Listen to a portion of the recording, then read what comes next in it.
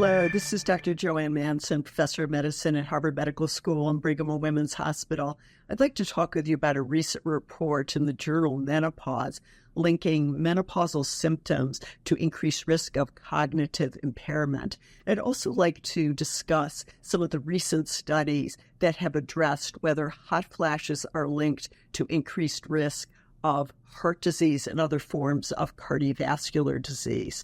Now, given that 75 to 80% of perimenopausal and postmenopausal women have hot flashes and vasomotor symptoms, it's undoubtedly more complex relationship between hot flashes and these outcomes than a simple one-size-fits-all yes or no, whether or not they're related. There's increasing evidence that several other factors are also important, and these include the age at which the symptoms are occurring, time since menopause, severity of the symptoms, whether they are co-occurring with night sweats and sleep disruption, and also the cardiovascular status of the woman. But several studies do now suggest that women who have more severe hot flashes, vasomotor symptoms, are more likely to have prevalent cardiovascular risk factors, more likely to have hypertension, dyslipidemia, high body mass index, endothelial dysfunction as measured by flow-mediated vasodilation, and other measures. And so it is quite plausible that the hot flashes would be a marker for increased risk. But the question remains, are they independent of these other risk factors? Now, it appears that the associations between hot flashes, vasomotor symptoms, and cardiovascular disease, other adverse outcomes, may be more likely when the hot flashes are persistent past age 60 or are newly occurring in later menopause, such as after age 60. For example, in the Women's Health Initiative observational study, the presence of hot flashes, vasomotor symptoms early in menopause were not linked to any increased risk of heart attack, stroke, total cardiovascular disease, or all-cause mortality. However, the onset of these symptoms, especially new onset of these symptoms after age 60 or in later menopause, were in fact linked to increased risk of CVD and all-cause mortality.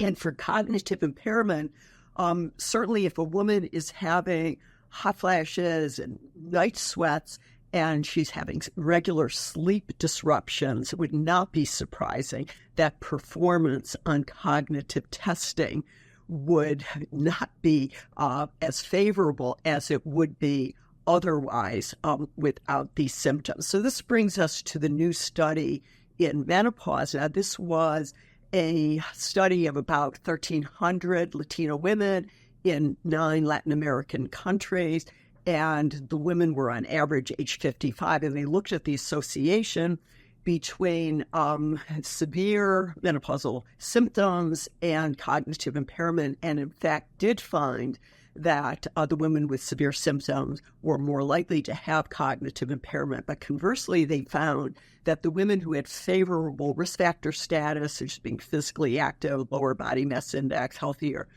in terms of CVD risk factors, and also ever users of estrogen, were less likely to have cognitive impairment. And clearly for estrogen therapy, we need to look at this in randomized clinical trials, analyses, according to presence or absence of vasomotor symptoms and cognitive outcomes, CVD, and such analyses are ongoing, and new randomized trials testing specifically women in early menopause would be very beneficial.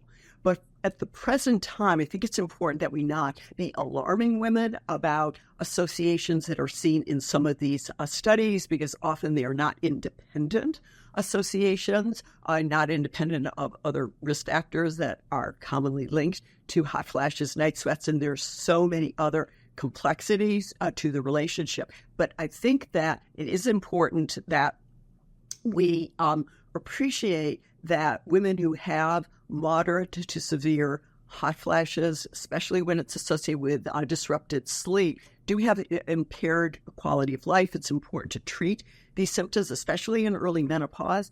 And we have both hormonal and non-hormonal treatments that are available and are very effective. And for women who have very persistent symptoms into later menopause or new onset of symptoms in later menopause, it's important to prioritize cardiovascular health in these women. For example, to be more vigilant about behavioral lifestyle counseling to lower risk, and also to be even more aggressive about treating risk factors such as hypertension, dyslipidemia, and diabetes. Thank you so much for your attention. This is JoAnn Manson.